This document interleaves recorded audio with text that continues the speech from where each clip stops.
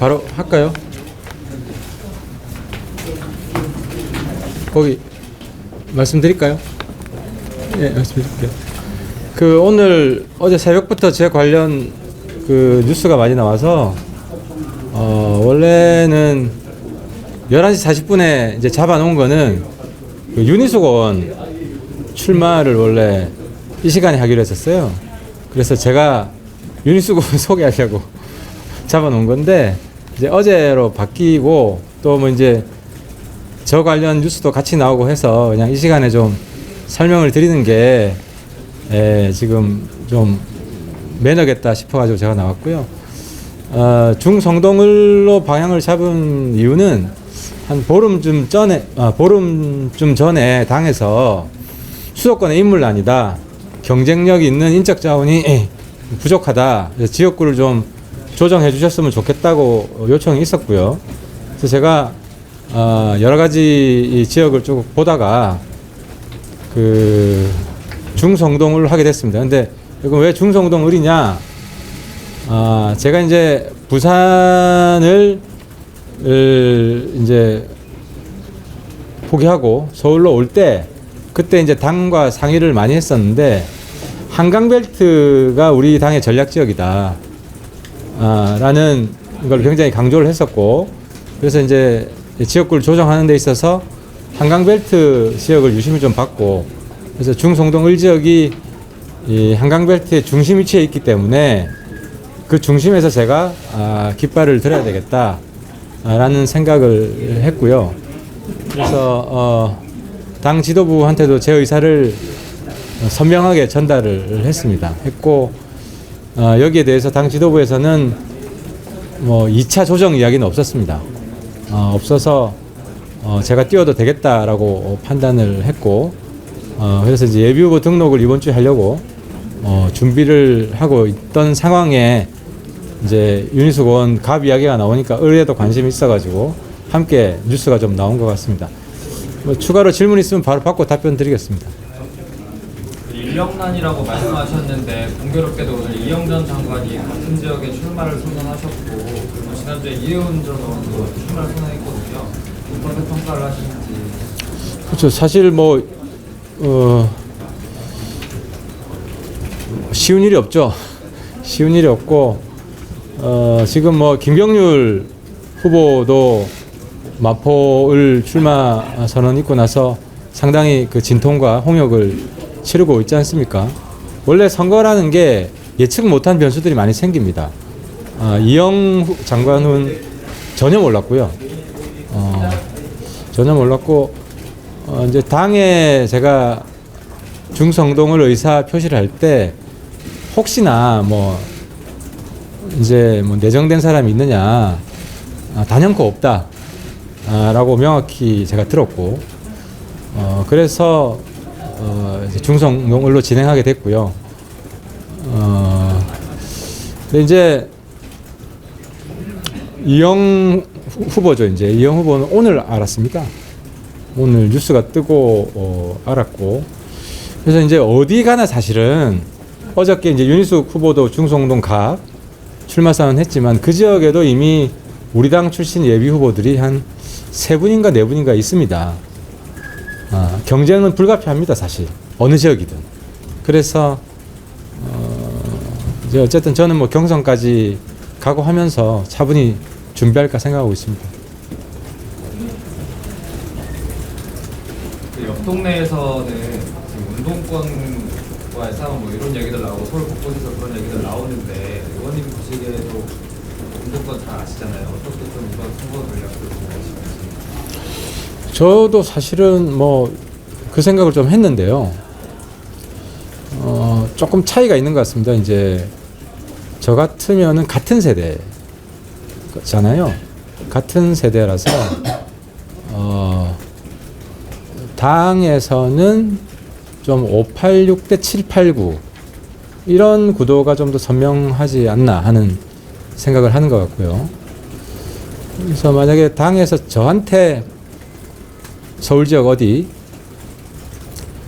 뭐 제가 운동권에서 잘 알기 때문에 한번 해보라고 했으면 저는 뭐 수용을 했을 겁니다. 근데 이제 같은 586 세대보다는 조금 밑에 세대가 좀 더 선명한 그 경쟁 구도, 우리 우위의 필승 구도가 될 수 있다는 생각을 아마 하지 않았을까 싶어요.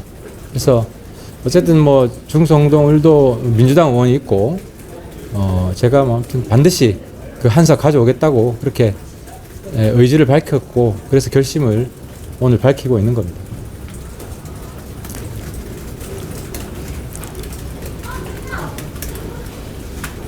아까 지도부랑 논의를 좀 하셨다고 했는데 그 지도부랑 논의했을 때는 어떤 얘기가 있었는지 지도부 쪽에서 어떤 의견을 전달했는지. 이제 저한테 요구한 거는 아까 말씀드렸지만 수도권에 경쟁력 있는 인력 자원들이 좀 부족하기 때문에 효율적으로 좀 재배치될 필요가 있겠다. 라고. 출마하시고 난 이후에 지도부 의견을 출마 결정하신 이후에 그거는 제가 뭐 의사 밝히고 뭐 알겠다 이 정도. 예. 그리고 뭐 이제는 이제 공관위로 심사가 넘어가기 때문에 공관위가 결정해준 방침에 충실히 따르겠다.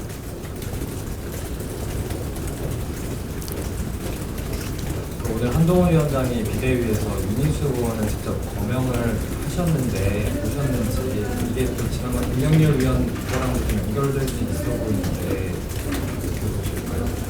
그건 이제 그 이번 총선 우리 전략 중에 하나가 가장 중요한 전략 중에 하나가 그 586 특권층, 정치 특권층 청산이 있기 때문에 그런 맥락에서 일관되게 강조하고 계신 것 같습니다. 우리 선거 전략이기 때문에 저는 충분히 비대위원장이 발언할 수 있다고 생각을 합니다. 중구선동 쪽이랑은 좀 연이 있으신가요? 뭐 서울에서 젊은 시절 보낸 사람 중에 연이 없는 사람이 있겠습니까? 저도 뭐 다양한 이유로 중성동을 해서 많이 다녔죠. 뭐 20대 때는 학생 운동하느라고 많이 다녔고 30대 때는 회사가 또 그쪽에 있어가지고 한 4년간 제가 기업 생활을 한 적이 있습니다. 그래서 그 일대를 다녔고요. 또 제가 이제 NGO 활동할 때도 자주 다녔던 곳입니다. 우리 대한민국 서울에서 학교를 다녔던 대부분의 젊은이들은 서울의 중심 지역에 대한 추억들이 다 있을 거라고 생각합니다. 또 그래서 그 지역을 잘 압니다.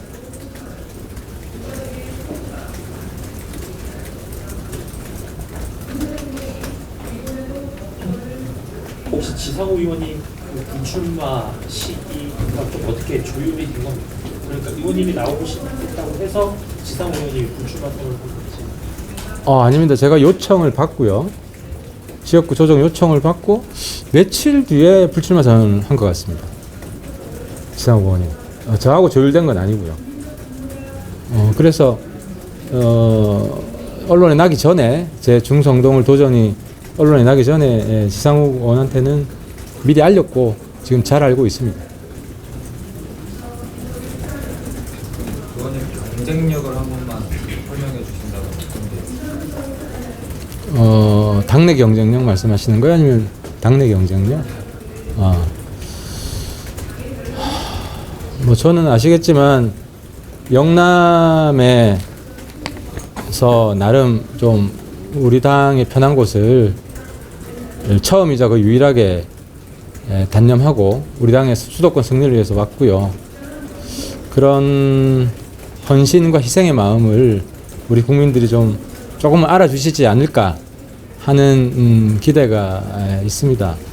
그리고 중성동을 지역을 제가 이제 정했기 때문에 당에서도 어느 정도 양해를 했다고 제가 생각을 하고, 제가 그동안 12년 동안 갈고 닦은 모든 지식과 노하우 이런 것들을 모두 중성동을에 투자를 하겠습니다. 그리고 중성동을에서는 제가 초선 도전이기 때문에 중앙 정치보다는 지역 발전에 초점을 맞춰서 모든 걸 투입을 할 의지를 가지고 있습니다. 그리고 민주당 그 지역을 보니까 이제 좀 분석을 좀 해보니까 가장 가까웠던 선거가 지난 지방선거인데 중구청장은 한 800표 차이로 이겼고요. 성동구청장, 그러니까 중성동을 지역이 어떻게 되냐면 중구 전체하고 성동구의 일부입니다. 성동구의 한 3분의 1 정도 되는데 성동구청장은 거의 한 2만 표 차이로 졌습니다. 그리고 국회의원 선거를 보면 21대 때는 이제 민주당이 이겼고 20대 때 우리 당이 이겼는데 그때는 3파전, 국민의당하고 3파전 할 때 이겼습니다. 그래서 우리 당의 결코 만만한 지역은 아닙니다만은 그래도 아무튼 제가 이 지역은 반드시 가져오고 이런 효과가 주변에까지 좀 확산될 수 있도록 어떤 그 제일 선봉에 서야겠다는 그런 다짐을 하고 있습니다.